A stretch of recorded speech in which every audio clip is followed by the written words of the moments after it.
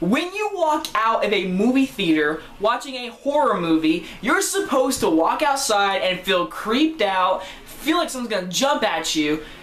Walked out of this movie, got in my friend's car, and we drove home, and now I'm here. The only light on is these. I'm not scared of anything. Insidious Chapter 3. The third installment of the Insidious trilogy. This one, though, is a prequel to Insidious 1 and 2. Okay. So, why is it called Chapter 3 if it's a prequel? That pisses me off. Why is it called Chapter 3 if it's a prequel?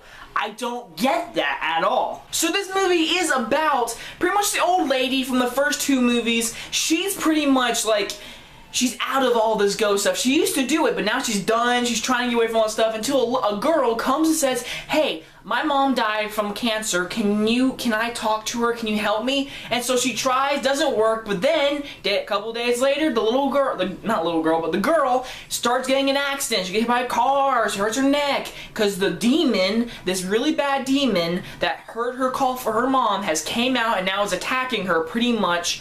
And so the old lady must stop it or either let her get possessed and pretty much die. Alright, so why is this a prequel? Insidious Chapter 2 was a good movie, not as good as the first one, but Insidious Chapter 2, it left you hanging and I wanted to see what happened. This movie, it's like, hey, we're gonna do a prequel. Who asked for a prequel? Who asked for a prequel? I didn't ask. I don't think anyone who in this theater asked for a prequel. Why is it called Chapter 3?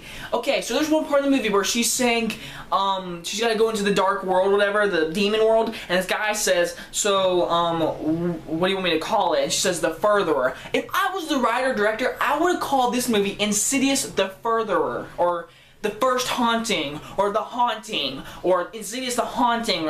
I mean, The Furtherer sounds cool, because it's the demon world, Insidious The Further. That's what I would call it. No, it's Chapter 3, even though it's a prequel. Okay, so get away from the title and everything. The actual movie itself, I jumped one time. One time.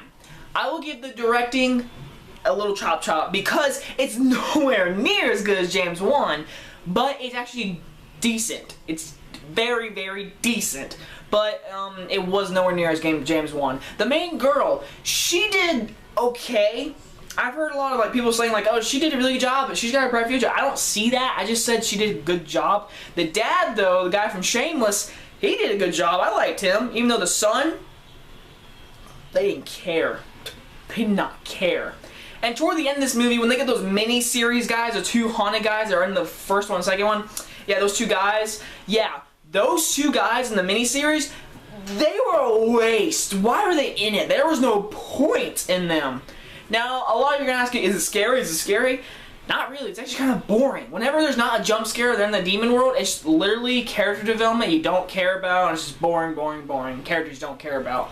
But overall, I mean, if I could say one thing, the only jump scare in the whole movie was literally the last shot in the movie is what made me jump, because I was literally getting my popcorn about to leave because I knew it was about to end, and I looked up and it popped out. That's the only reason why I jumped. So, it's a complete disappointment. It's not that good. It's not that scary. It's kind of boring. The directing is decent. The main girl did good, but nothing amazing. It's a prequel, which none of us asked for, and I don't think we needed at all. Why is it called Chapter 3?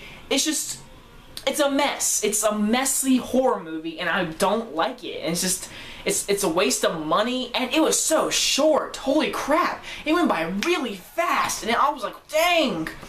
Alright, but I'm going to give it a 0.5, just because it had very decent directing, and the main girl did okay, and the dad did good. But overall, it's not worth your time at all.